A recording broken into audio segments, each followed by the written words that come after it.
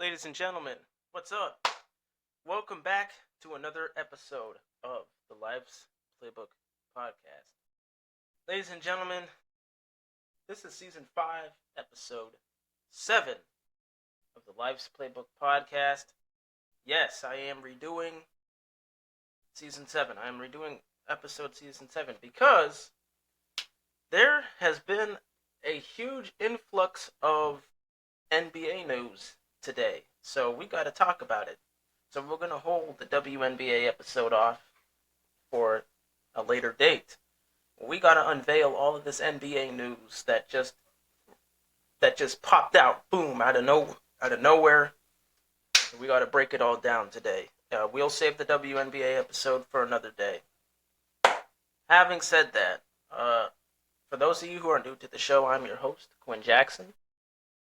My co-host is not with me today due to technical reasons, but he should be with me in the near future.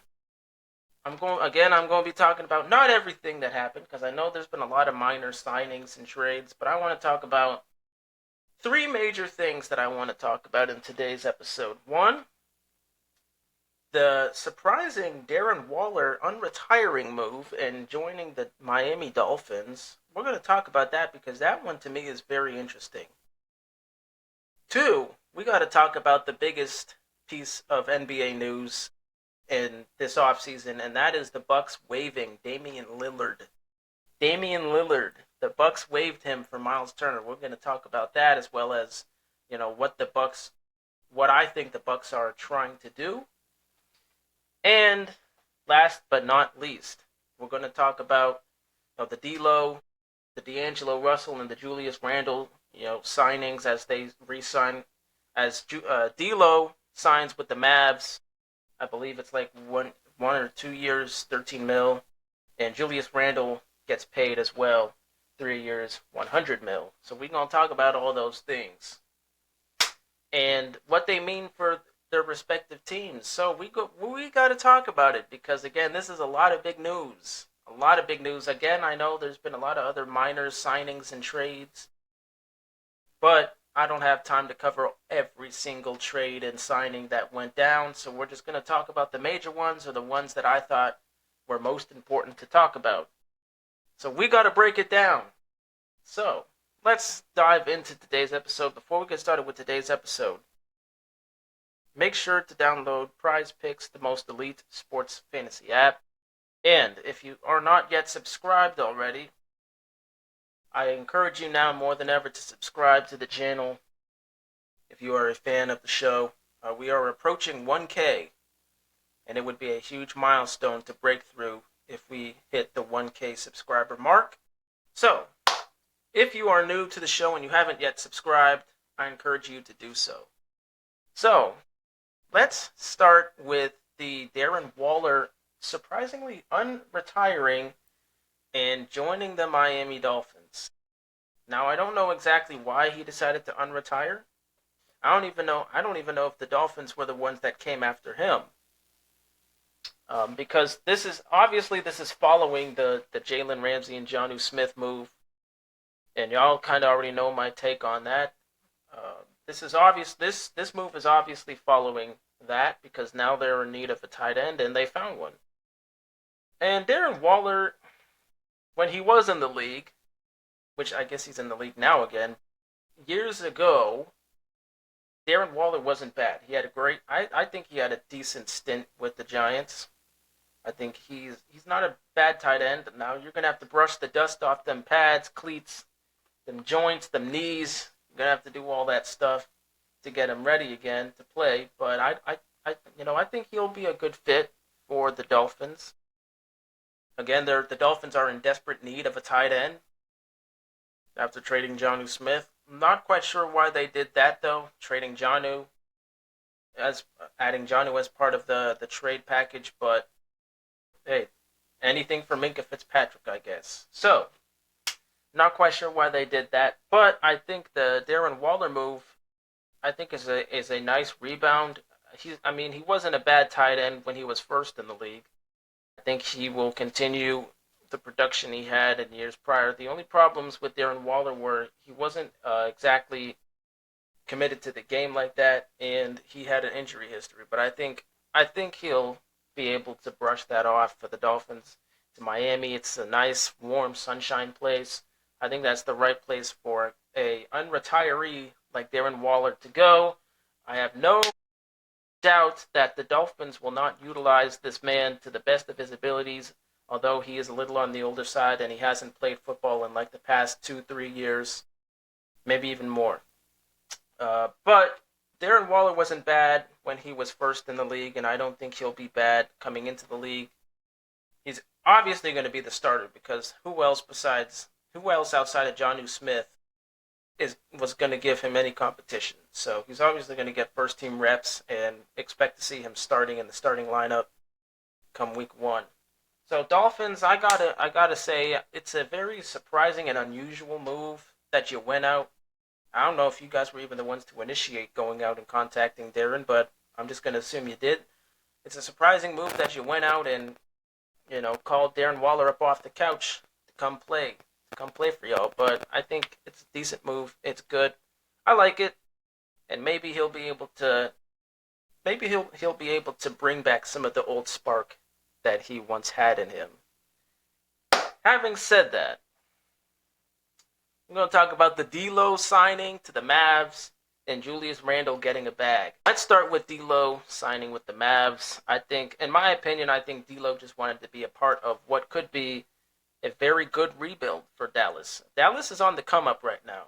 If I'm keeping it a buck, Dallas is on the come up right now, and I think D'Lo just wanted to be a part of that, which is probably why they went out and signed him. Plus, he's a good guard. He's a good role player. A little inconsistent on a night-to-night basis. I think he's got to fix that. But he's a bucket getter when he decides to play. He is a bucket getter. He's exciting to watch. And they got him for somewhat cheap. If I'm keeping it a buck. So, hey, I can't be mad at it. D'Lo wants to be a part of what could be a very good rebuild. That Dallas team is going to be scary. That Dallas team is going to be scary in the West. And if they're not, I don't know what Dallas team we're watching. I get it, Cooper Flagg. He's first year in the league. He's going to be finding himself out. I don't expect Cooper Flagg to be show-stopping just yet. I don't expect him to be an all-star just yet. It is only going to be his first year. I don't expect him to be the turnaround that this team needed. However, I do think, despite, a rookie Cooper Flagg, I do think this Dallas team, they're going to be scary. They're going to be scary, and I'm going to be keeping a close eye on this Dallas team. Hey, Nico Harrison, he saved himself. I gotta hand it to him. He saved his job, obviously, by drafting Cooper Flagg and, making some other signings to help build around him, re-signing Kyrie. Hey, he saved his job for the most part. I know that Luka trade will probably forever be a huge stain on his tenure as an owner. But we got to look past that at some point, and we got to just hope that this Cooper Flagg team can go all the way. And I think maybe a couple of years down the line they can. Right now, I don't expect this Mavs team to be like show-stopping good, but I do expect them to be scrappy. Maybe even a play-in team. Maybe even a playoff team in general. I'd expect them to be that good, but I don't expect them to make huge leaps just yet. Maybe give it another year or two. Having said that, we got to talk about another big man that just got paid, coming off of a phenomenal season. Julius Randle from Minnesota, getting paid 3-year, $100 million contract. Now, in my opinion, I think this is a little bit high. Money-wise, I think it's a little bit high. Paying a guy like Julius Randle, I know you want to keep him around, and he is coming off of a phenomenal season, so I ain't mad at it. Just me personally, I think it's a little high for a guy like Julius Randle. I think it's a little high for that brother, but it's a good signing nonetheless. I can't be mad at it. Dude had a great season. I think he will continue to be a good fit for Minnesota. It's good that they're keeping him, and they're keeping him in the ropes. And it's good that he's getting a bag is a bag, and it's good that he's getting a bag. No doubt that he won't be able to continue the same production in not only next year's playoffs, but for the Timberwolves moving forward on his 3-year, $100 million contract. No doubts that he won't be able to continue to give good production to the Timberwolves. So let me know in the comments down below what you think on the D'Lo signing to the Mavs and Julius Randle getting his bag. Naz Reid also got his bag as well. I guess I'll talk about that too. Let's talk about Naz Reid getting his bag too.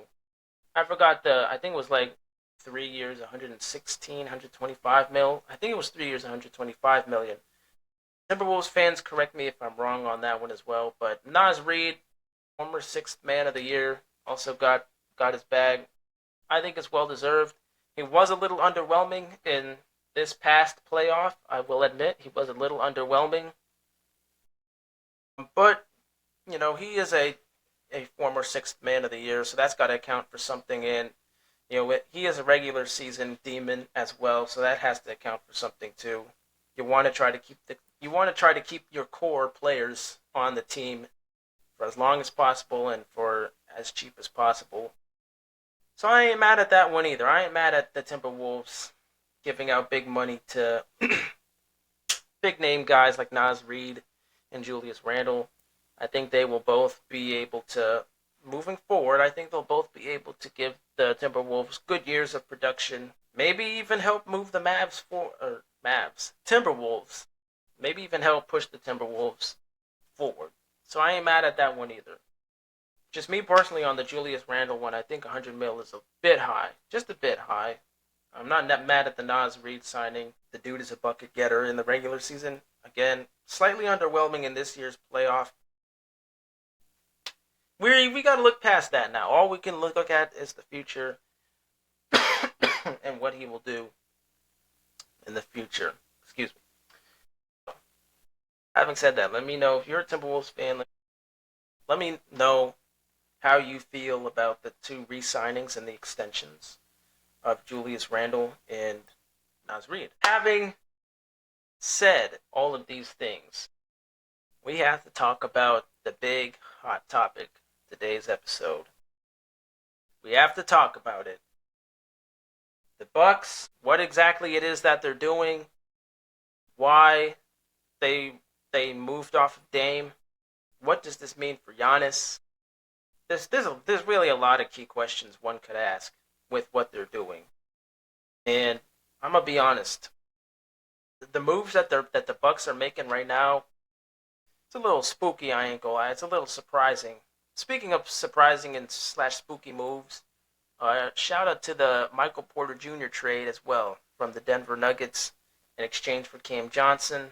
I would give a take on that, but I want to really talk about the Bucks and what they're doing. So if you're a Denver fan, let me know in the comments down below how you feel about Michael Porter Jr. moving on and becoming a Brooklyn Net. And is Cam Johnson going to be good for your team or not? But anyways, I'm going to be honest. Here. The Bucks, everything that they're doing is kind of surprising. I just saw earlier that they released Pat Connaughton. He was a bucket getter and a great role player, arguably second behind Bobby Portis. Lopez is a Clipper now. Brook Lopez is a Clipper now. And now they just waived Dame. They waived Dame and his 113 mil. And if you guys are a little confused on that, I'm going to break it down. Basically, that means that they still have to pay Dame the 113 mil, regardless if he's on the team or not.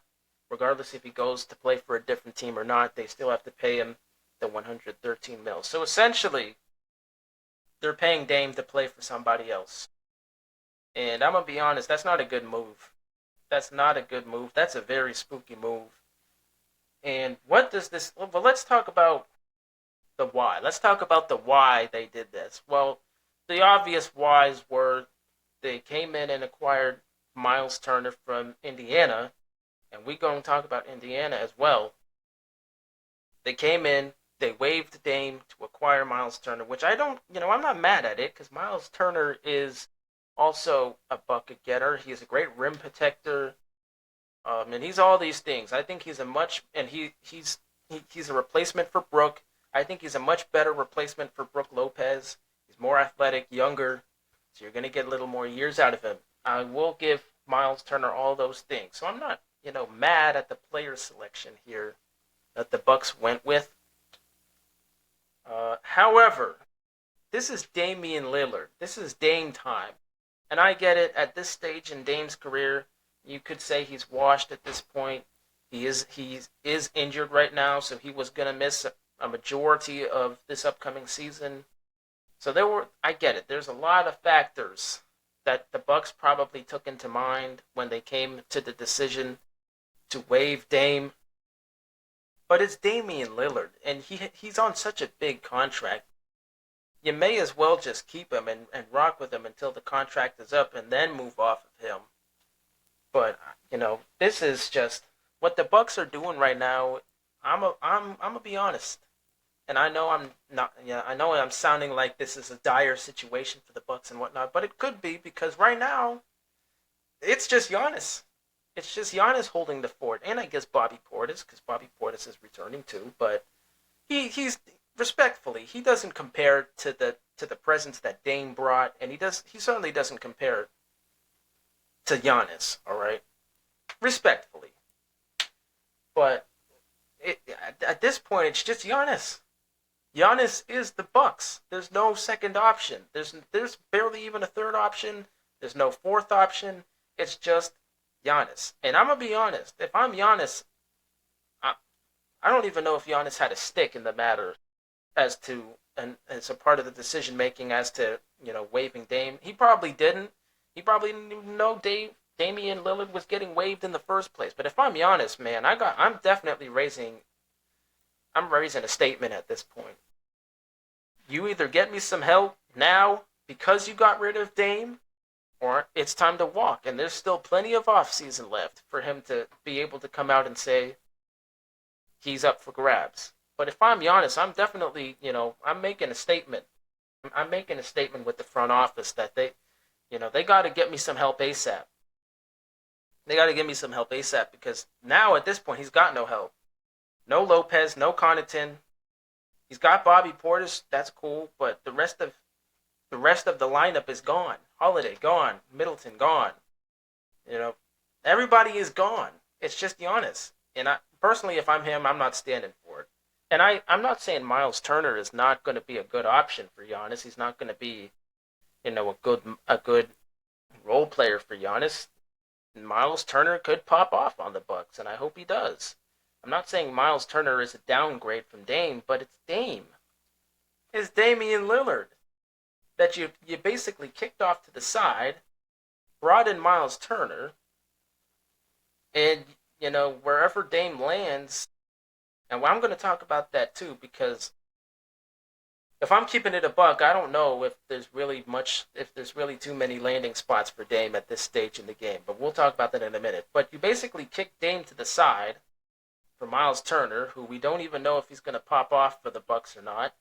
Giannis is, I guarantee you, Giannis not only didn't have a stick in the matter as to waiving Dame, but he probably didn't even know that this was going on in the first place. And if that's the case, if I'm Giannis, I'm making a statement right now saying, hey, you got to get me help or I'm walking. There's still plenty of offseason left for Giannis to come out and say he's going to walk. But this, I'm going to be honest, man, this is if I had to give this a letter grade, I'm giving this a C-. This is a C- move right here. And I'm only giving it a C- because I'm not trying to slight Miles Turner, because Miles Turner is a good player. I'm not trying to slight him in the slightest. So I'm giving this a C- move. Let's talk about Dame, because I'm going to keep it a buck. I don't think there are too many landing spots for Dame at this point in his career. Dude is injury prone. You could argue he's washed. We know he's way out of his prime at this point. And again, he still has that big looming $113 million contract. I don't know if any team would want to tackle that. But I don't really know if there's too many landing spots for Dame. Let me know in the comments down below some good landing spots for Dame, where he'll get picked up. To me, the only landing spots that make sense, for me at least, is Miami, because they are in desperate need of a good guard and a good first option. and I think Dame can be that. Well, no, not the Knicks. I don't think the Knicks really want to, because they'd have to break up a core, or they'd have to break up the core, or pay big money for Dame, and I don't think they want to do that, especially given Dame's current state. So really, Miami. To me, Miami is really the only hotspot that could definitely use him. Maybe Orlando. Bring Dame in just to kind of be a mentor to Desmond Bain and the young guys. Maybe Orlando. I'll say Orlando and Miami might be the only definite hot spots for me, landing spots for Dame. But I'm gonna keep it a buck. There's, in my opinion, Dame's market isn't that big anymore. Dame's market isn't that big. I mean, the dude is injury prone. He's past his prime. You could argue he's washed. Don't get me wrong, there are a lot of teams out there that are in good need of a good point guard, and Dame can be that guy. The problem is he's going to miss a majority of the season. To whoever signs him, he's going to miss a majority of the season because he's still in recovery from his Achilles tear. And when he comes back, you don't know what you're going to get from him. You don't know if he's going to be the same guy when he gets back. But let me know in the comments down below some good landing spots for Dame. If you think Dame's market is bigger than I'm making it to be, let me know in the comments down below. Now we got to talk about, what does this mean for the Bucks in general? What exactly are the Bucks doing? I'm gonna be honest. I think the Bucks, they don't know what they're doing, but they do know what they're doing in a sense, if that makes sense. I think they know they know that their championship window is quickly closing, and I mean quickly closing. But they're trying to make these moves that keeps the window open, but they're not good moves in the reality of it all. You know what I mean? Like getting rid of Pat Connaughton. That wasn't a good move. The dude was one of the best role players on your team. Now he's gone. Brook Lopez, I get it. He's an older guy. Doesn't have a lot of years left in him, in my opinion. You wanted to move off of him and bring in somebody who's a little bit younger in Miles Turner. Speaking of Miles Turner, you brought him in. He kind of keeps the championship window open because he's a great center. He's a great fifth option. But he's not nowhere close to the presence that Dame was. You got rid of Dame, so now you don't really have a true number one. You don't really have a good number one. And Giannis, if Giannis didn't know any of this was going down, he's most likely going to come up very soon with the demand for help or a demand to be traded. So now you're most likely going to have to deal with Giannis. You're going to have to deal with Giannis in some way, shape, or form. Whether that is to go out and find a actual replacement for Dame, or Giannis' 40-ounce bounce. And if Giannis is 40-ounce bounce, then that definitely signifies a rebuild. I think they're quietly in a rebuild state of mind right now. They just don't want people to know that, which is why they're making all of these good, bad moves, if you know what I mean. And to my eyes, I just don't know what they're doing. Point blank, I don't know what they're doing. But maybe they know something that we don't. I think the Bucks, they're in a quiet rebuild. I don't want to say it's a complete rebuild because they're showing efforts that they want to keep some of the core guys, but they're also getting rid of the older guys as well. And Dame and Lopez and Connaughton, they're getting rid of all of those guys as well. So it's like they're in a quiet rebuild, but they're trying to keep not only the playoff window, the championship window open. If that makes sense. I kind of don't have any other way to put it, so I hope y'all can make sense of what I'm saying. Now, me personally, I don't know if I quite like some of the moves that they made. I think they should have just, rode it out with Dame, tried to keep it going. I get it, he's injured and he would have missed a lot of the season, but I think they should have just rode it out with him. They probably could have gotten Miles Turner in different means. Maybe Brook Lopez and Pat Connaughton could have been part of a trade package to get Miles Turner, but they definitely could have gone about getting Miles Turner through different means. I don't think waiving Dame was the right direction for them to go. But they did it. Maybe they see something. Maybe they have a vision. They got a path that we don't know about, but they do. And they're quietly taking this path while confusing us all. But I'm going to be honest, the championship window is closing fast. And Giannis has made it very clear that he wants to win another ring, and he wants to win it relatively now.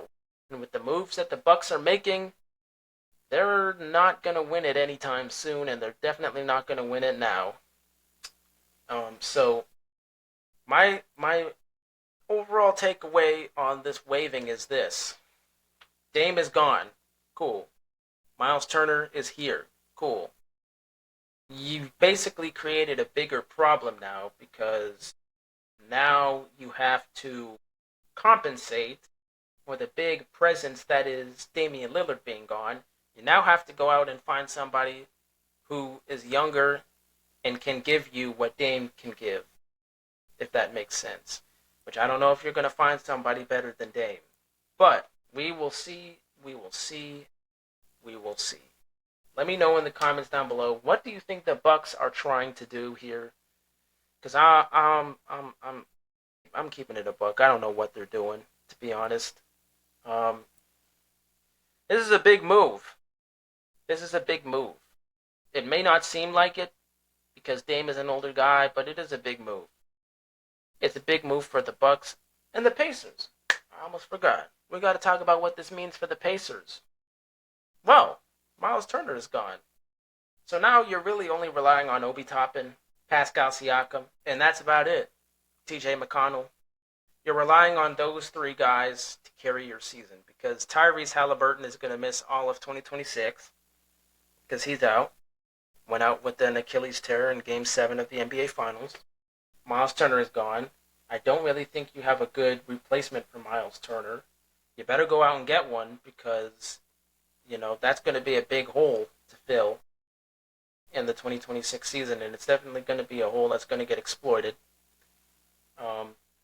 But as far as what this means for the Pacers in general, I definitely don't think they're going to be back at the finals. I still have hope that they're going to make the playoffs in 2026. I think they will because they are in the East, and the East is pretty easy. It's kind of up for grabs at this point because a lot of the teams in the East are all relatively not that good, with the exception of my Cavaliers. But and I guess the Magic because they made some good moves too. But the East is kind of up for grabs right now, and because they're in the East, I still think they have a shot. I still believe they have a chance to make the playoffs again. They're definitely not going back to the finals.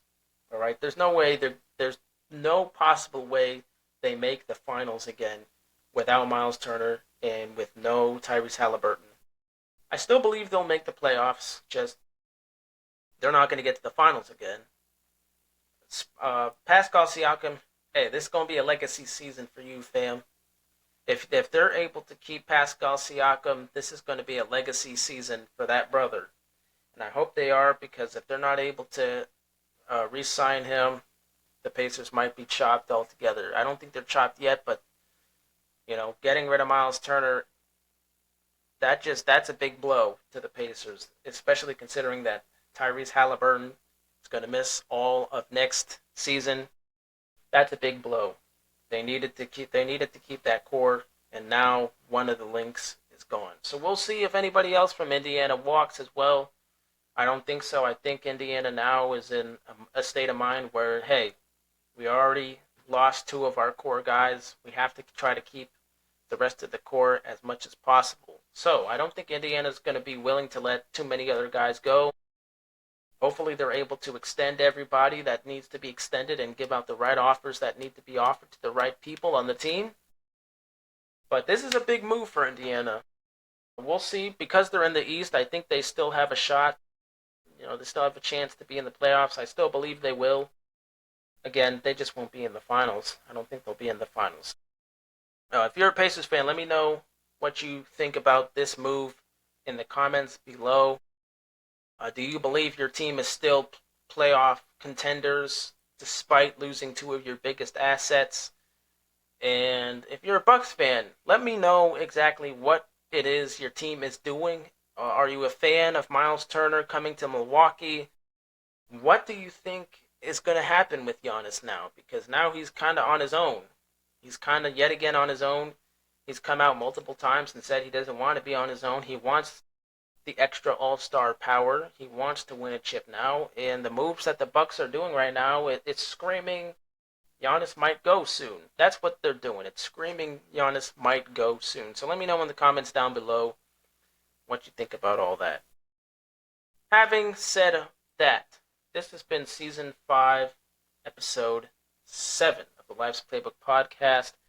I will catch you guys Thursday for Season 5, Episode 8 of the Life's Playbook podcast. And that will most likely be the WNBA episode. Till then, peace out.